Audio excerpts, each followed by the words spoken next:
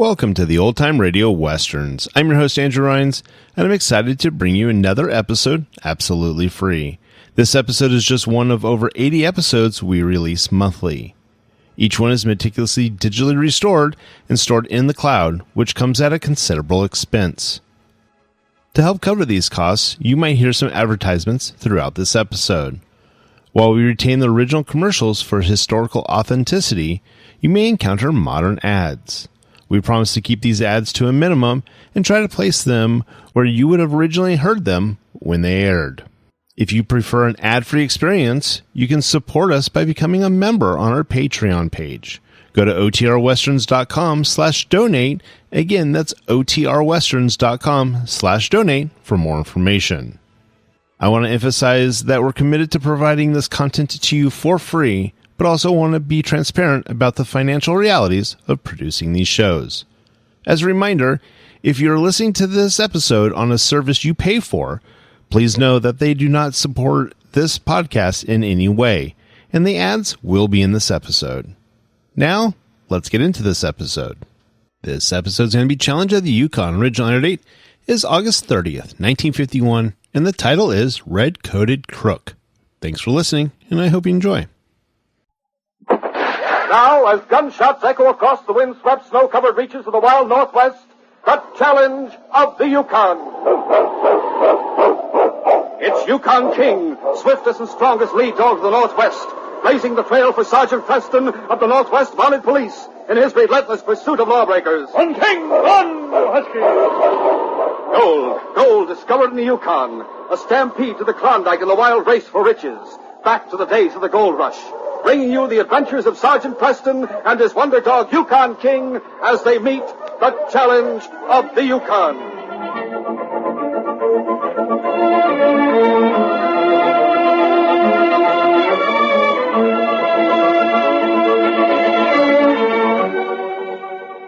Dan Patterson had left his big dog, Shep, tied to a post on the main street in the town of Selkirk.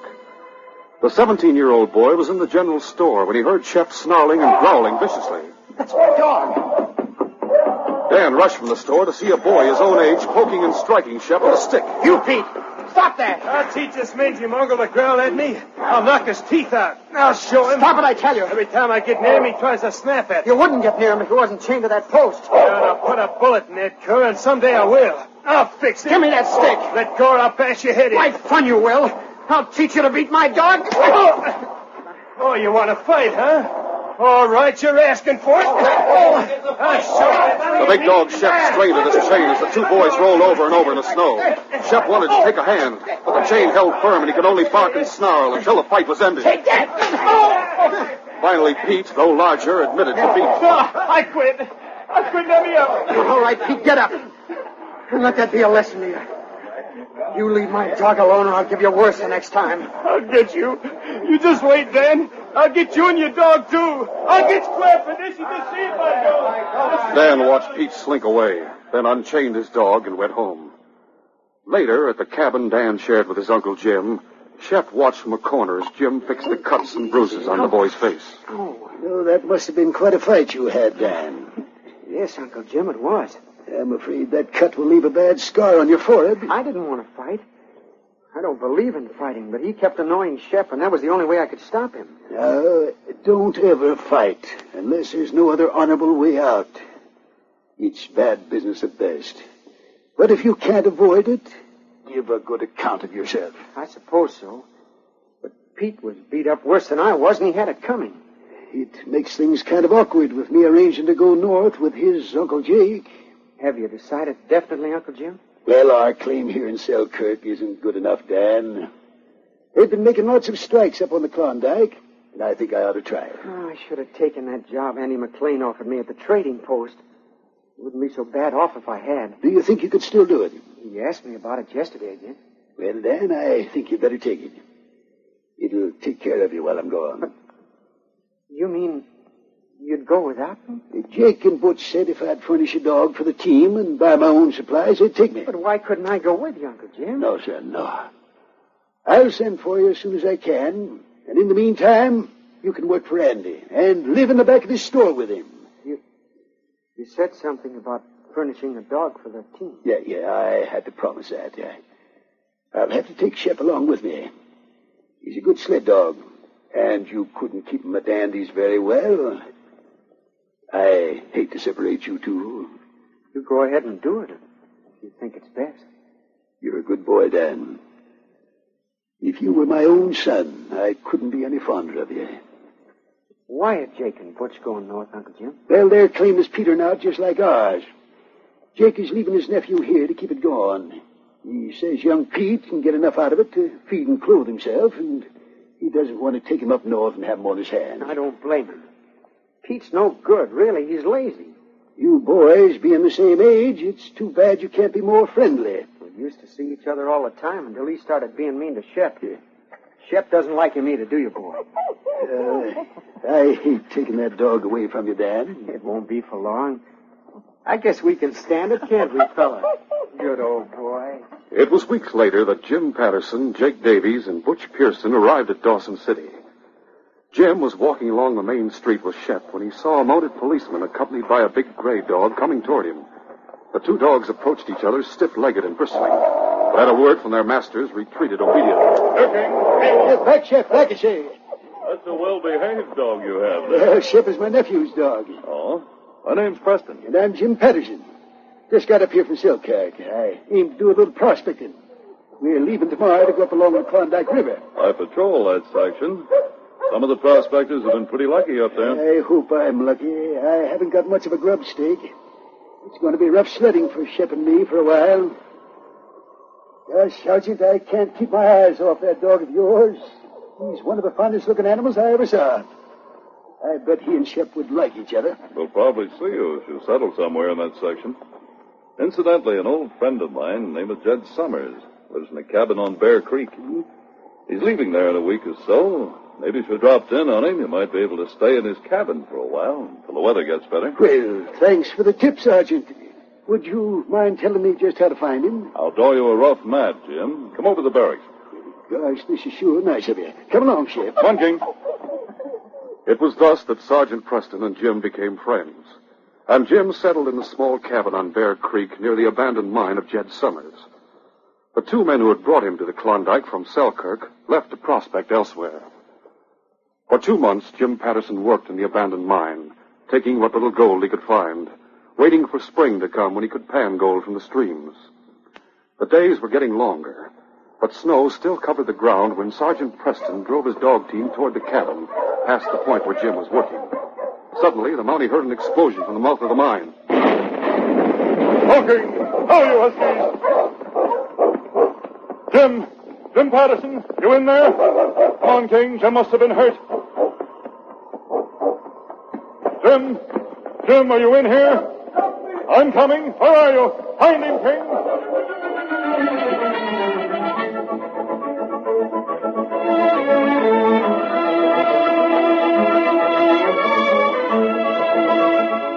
And now to continue our story.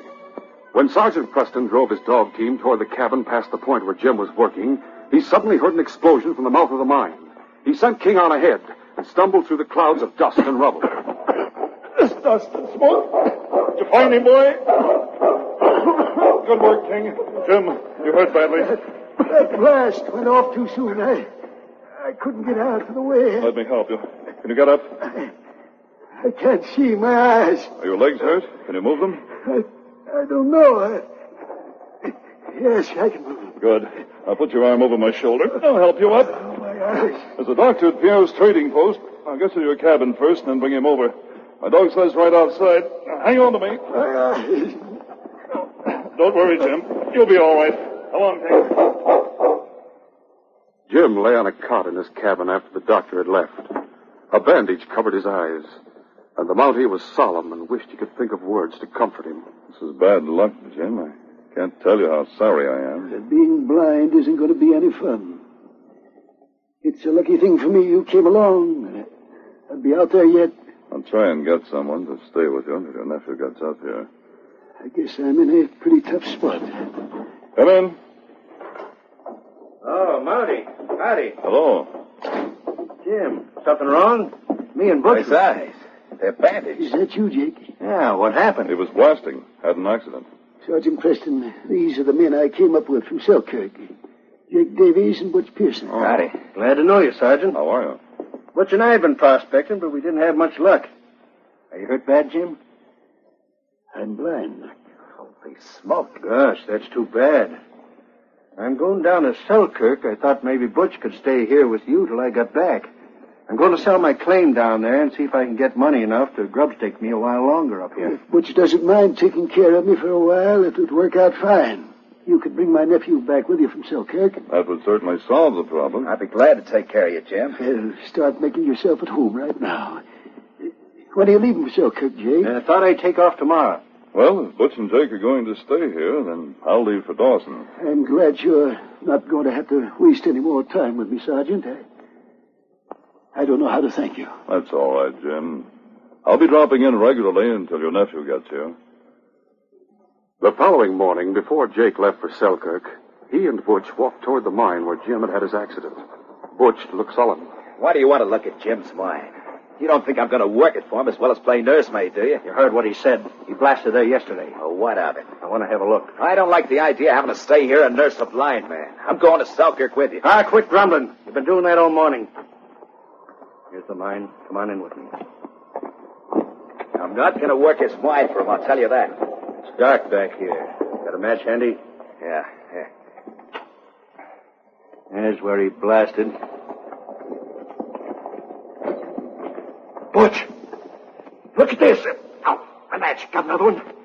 Here's another one. I wonder if I was seeing things. No, I wasn't. Look! That rock. It's yellow. It sure is. Jim uncovered something yesterday, and he doesn't know it. Some people have all the luck. Come on, let's get out of here. We better tell. Butch, wait! We're the ones who are lucky. What are you talking about? Nobody knows about this but us. You bring Jim's nephew up here, he'll know about it in a hurry. Maybe his nephew won't come up here. But you told Jim you were going to bring him back. Nobody up here knows Jim's nephew except Jim and us. And Jim can't see. Oh, what good is that going to do us? Sergeant Preston will be snooping around here until Jim's nephew gets here to take care of him. Yeah? As soon as he thinks Jim's in good hands, he won't bother us. If we could fool Jim and Preston for a couple of days, we'd be safe. Fool him? How? By bringing Pete up here instead of Dan. You mean pretend your nephew Pete is Dan? Yeah. Even if he is blind, Jim will know his voice. I got that figured out. We'll pretend Dan got a bad cold coming up here. Pete can talk in a hoarse whisper for a day or two until the Mountie leaves without being suspected. And after that? After the Mountie goes away thinking Jim is safe with his nephew, maybe Jim will have a little accident. Being blind, it shouldn't be hard to arrange. It might be worth trying anyway. Sure it is. Now, come on, let's get out of here and go back to the cabin before Jim suspects something. After Jake left for Selkirk, Butch worked alone in Jim's mine while Jim stayed in the cabin helpless. He was puzzled about Butch's long absences and questioned about it one day about 2 weeks after Jake had left. You going to be away all day again, Butch? I'll get back in time to get you your supper. I'll leave some food here on the table you can eat this noon. Where are you going today? Maybe to do some hunting. I can't stand sitting here in this cabin all day long. Well, I can't say I blame you. I don't like it much either. If Shep wasn't here, it would be even worse. He's company for me. I wish he could talk, though. If he could, I don't think he'd say anything nice about me. He don't seem to like me much. Oh, you're just imagining it. Shep is gentle. He likes everybody. Don't you, boy? Well, guess I'll push along. I'll see you later. All right. Here comes your friend, the Mountie. He'll keep you company for a while. Sergeant Preston, good. Tell him to come in. Come here, Shep. Hello, Sergeant. Hello, Jim. Oh, he's a lot better. I'm going out to do some hunting. See you later. Jim, how are you? It's sure nice to hear your voice, Sergeant. I'm lots better, but I still can't see a thing. King, right there, fella. Hang your parka up there on the wall. Oh, thanks. Nice and warm in here, Jim. What's taking good care of you? Pretty good. It's kind of hard on him being here alone with me so much. He goes hunting a lot. Almost time for your nephew to get here, isn't it? Yes. He and Jake should get here any day now. I'll be mighty glad to have Dan with me again. Shep will be happy when he comes, too. He's been losing for him. Guess Shep heard you mention Dan's name. He ran to the door. He's been in here with me all morning. Maybe you'd better let him out for a while. All right, King can go out with him. Come on, King. There we go. I'm glad Shep and King are friendly. They're two fine dogs. They seem to take to each other right away. While Sergeant Preston and Jim talked, Butch walked down the trail, debating whether or not he dared go to the mine with the Mountie so close by. Suddenly, he heard voices in the dog team as he rounded a bend in the trail, and he recognized Jake and his nephew Pete. Hello, Butch. Well, you made good time. How are you, Pete? All right. How's everything going, Butch? Smooth as velvet. But I don't enjoy this nursing job. I got quite a bit out of the mine so far, but I had to be careful. Jim's suspicious because I want to leave him so much. That's just your imagination. I think this plan of yours is crazy. What if Jim knows I'm not his nephew by my voice? Your voice sounds enough like Dan's to fool him. Oh, it's huskier than Dan's. I told you to tell him you've had a bad cold. You've got to do it, Pete. This is too good a chance to miss. Come on. Hold it a minute, Jake. Sergeant Preston's in the cabin with Jim. Sergeant Preston. You mean a Mountie? Yeah. I'm not going near that place if a Mountie's mixed up in this. Makes it all the better. Preston doesn't know Dan. He'll never suspect anything. Yeah, but what if the Mountie starts talking about Pete's hair, how he looks? All the better. Dan has sandy hair just like Pete's, and they're about the same size. Well, this thing scares me. Everything scares you. But you won't be too scared to demand your share of the gold after we get it out of Jim's mine. Are we going to stay here and mine it with Pete? We'll be mining it, but Jim won't know it. We're telling him we're leaving here in the morning. Then we'll go back in the woods and build ourselves a shelter. All three of us can work in the mine, and Jim will never know it. Come on now. We've got to go through with this. Let's not waste time. It was just at that moment that King and Shep came trotting along the trail toward the dog team. Suddenly, Shep's nose lifted into the air, and the fur on the big dog's back stood up as he recognized the scent of Pete, the boy who had hit his young master. With a growl, he rushed toward him. Watch out, Pete! As the dog leaped for Pete, Jake suddenly swung the handle of his dog whip, striking Shep and sending him rolling in the snow. That doggy hates me. That's Dan's dog. I'm going to shoot him. As Shep rose to his feet, Pete raised his revolver. Pete, don't shoot him. Oh, yes, I will. But at that instant, King sprang from the side, and his strong jaws closed on Pete's mouth as the gun went off. Shep crumbled in a heap as King and Pete struggled. Let go of me. Get away. Get away, Jake. Kill him. Take him off. Get away, you come back, I say! Jake, what happened? Back, King. Take him away. Back, King. Let him up, fella. I asked you what happened. Who killed Shep? Well, you see, Sergeant, it was an accident. This is Dan, Jim's nephew. Dan, this is Sergeant Preston. That doggy has almost killed me. I want to know why. Well, you see, we were coming along, and all of a sudden that dog Shep made a beeline for Dan here. The snow was kind of dazzling Dan's eyes, and he thought Shep was coming for him to bite him. He didn't recognize Shep. I see. Your dog jumped at Dad just as he pulled the trigger. Well, Dan, I'm sorry. I know how you must feel about killing Shep. Shep? Oh, yeah. Yeah, I sure do. I wouldn't have done it for the world, but I thought he was a wolf or something. You'd better go to the cabin right away and see your uncle. I'll take care of burying Shep for you. Maybe you better not tell your uncle what happened. It might upset him. I won't tell him. Yeah, we can pretend Shep ran away or something. Come on, we'd better hurry and get back to him. Will you be back, Sergeant? Why, no, I'm on patrol up here. I'll have to get on to headquarters. I was just leaving Jim's cabin when I heard the shot. It's nice of you to bury my dog. It's all right, Dan. My shoe has me. As the man and dog team disappeared around the bend in the trail, Sergeant Preston bent over Shep. King looked on anxiously. Shep, old boy. Why, he isn't dead, King. You saved his life. That bullet just creased his head and stunned him. There's something very strange about this, King. You know, I'd never take Shep for a wolf if he were coming to welcome me. And Dan must have been expecting to see Shep. I wonder.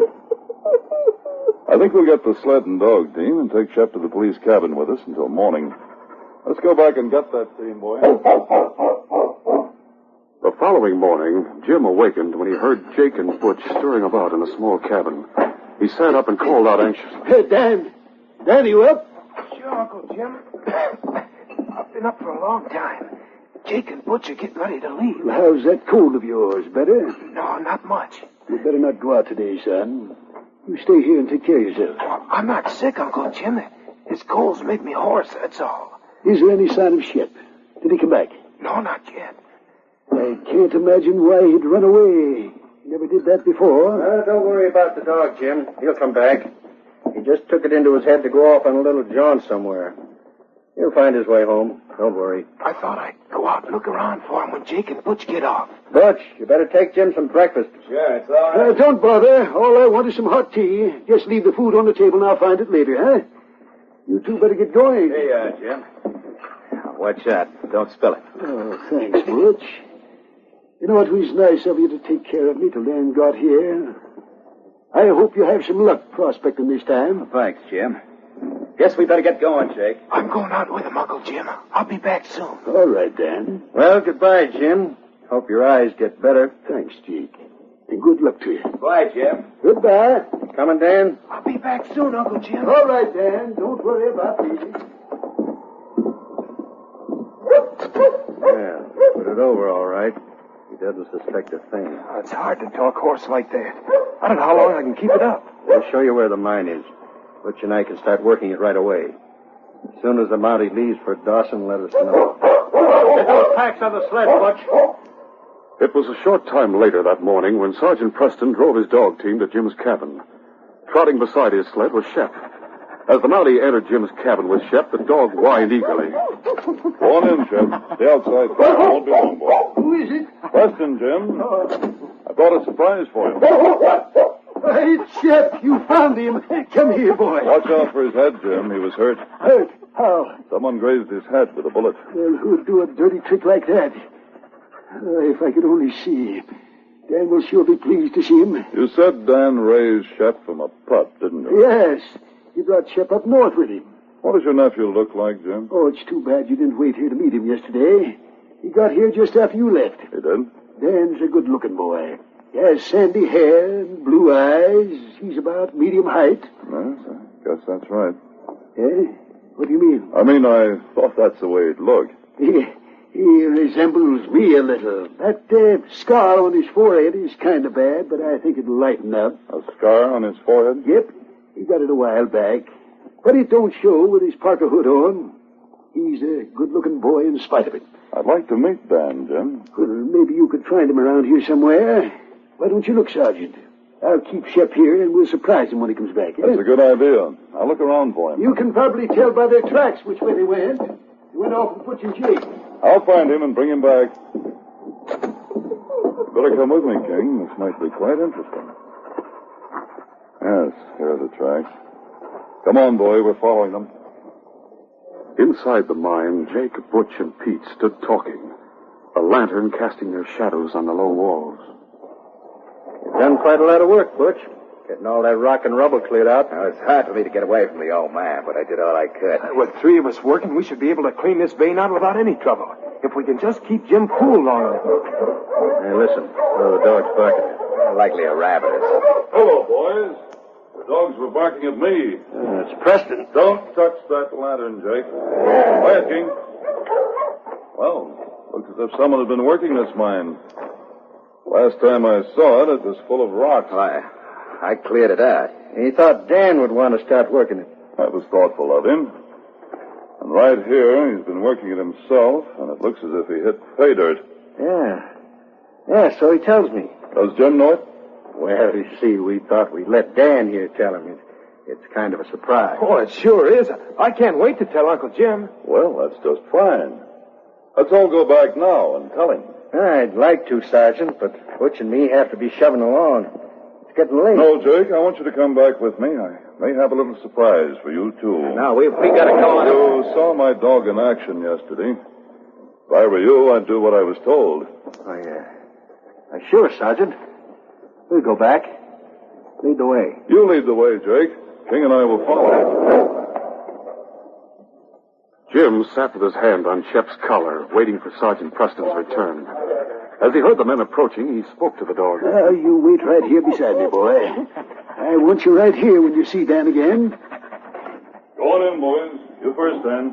Oh, Shep, back, fella. What's wrong with you? You better hang on to him, Jim. He wants to tear your nephew to pieces. Oh, that dog. I thought he was dead. Who are you? King, watch those men. Stand over in that corner, Jake. You too, Butch.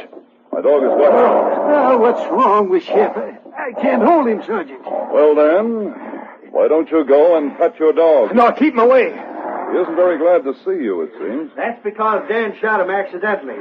He He thought Dan wanted to kill him. That isn't the way dogs react to their masters. Throw back your parka hood, Dan. What for? That's not Dan's voice.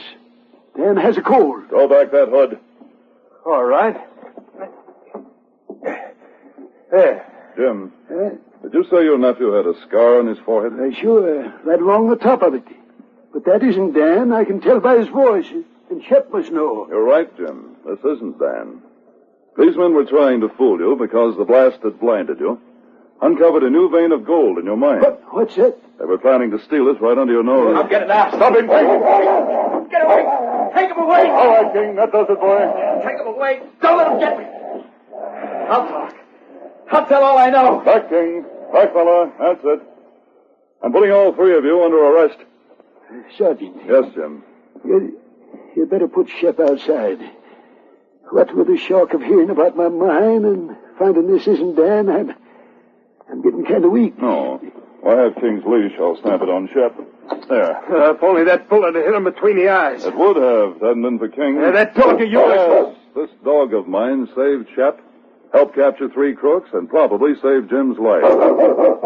That's right, King. Thanks to you, boy, this case is closed.